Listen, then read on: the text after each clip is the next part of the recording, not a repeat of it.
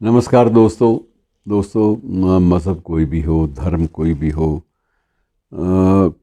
ये बात हमें मान लेनी चाहिए कि मज़हब नहीं सिखाता आपस में बैर करना। ये कोई मज़हब नहीं सिखाता। भले ही अल्लामा इकबाल ने ये बात सरसरी तौर पर कही हो, लेकिन वो सरसरी तौर पर कही गई बात भी धर्म के मामले में और अध्यात्म के मामले में शाश्वत मूल्यों को प्रकट करती है।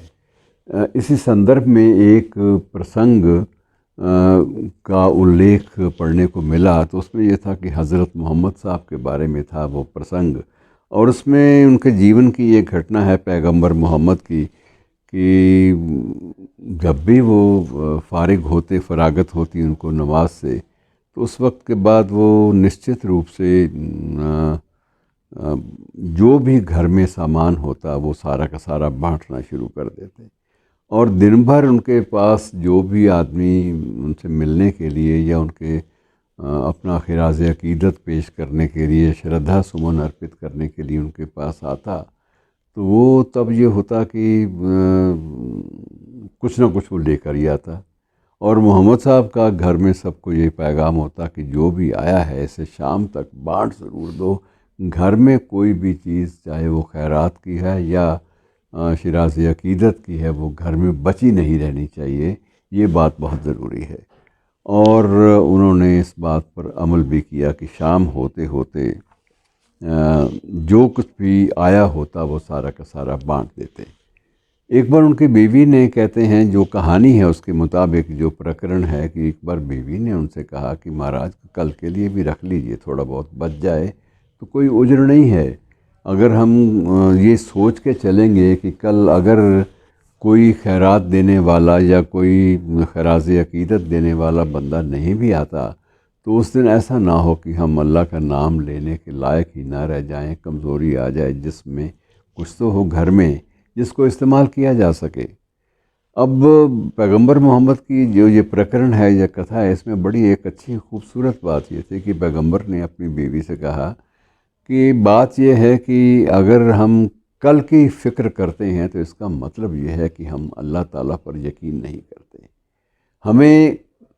अब भी ये लगता है कि ये अगर कल की जो फ़िक्र है ये हमें ख़ुद ही करनी होगी, और अगर कल के बाद परसों की फ़िक्र कल को फिर हम लग जाएंगे, तो ये जो सिलसिला है अपनी फ़िक्र करने का और आने वाले वक्त की फ़िक्र करने का, जब तक ये सिलसिला चलता रहेगा तब तक हमारा अल्लाह की खिदमत और बंदगी में दिमाग लगेगा ही नहीं। हमारी बात, हमारी नज़र सदा ये इस बात पे रहेगी कि जो कुछ भी आया है उसको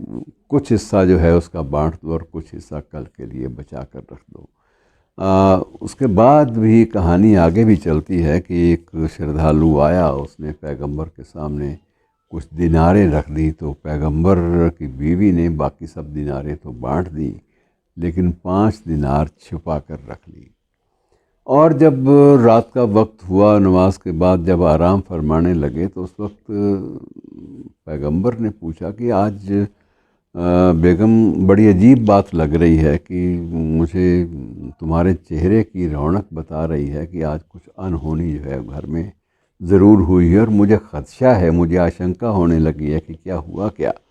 और मुझे लगता है कि कोई ना कोई बात ऐसी हो गई है, तुमने कोई ना कोई चीज़ कल के लिए मन में रख ली है या बचा कर रख ली है, जो मुझे सोने नहीं दे रही और मुझे बेचैनी सी लगी हुई है।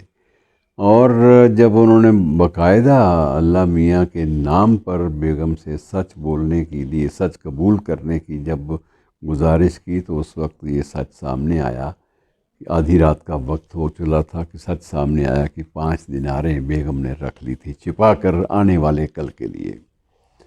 और पैगंबर ने तब बेगम को कहा कि बेगम इसको तो किसी ज़रूरतमंद को अभी देकर आओ।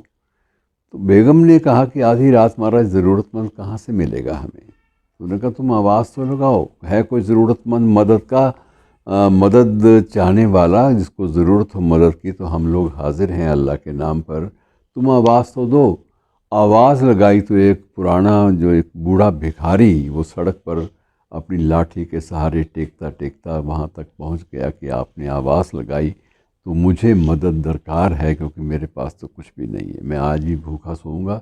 جو باقی رات بچی ہے، اور میرے پاس تو کسی قسم کی کوئی بھی چیز ہمارے مقدر میں، میرے مقدر میں نہیں ہے کہ میں اسے لے کر تسلی بخش کچھ ایک لمحے گزار سکوں۔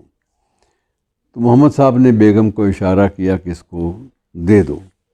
اور ساری کی ساری بیگم نے بھی سوچا کہ اب یہ جب مجھے کہہ ہی رہے ہیں تو مجھے پھر رکھنے کی بھی کیا ضرورت ہے، 5 دیناریں اس بھکاری کو دے دی۔ بھکاری چلا گیا دعائیں دیتا ہوا،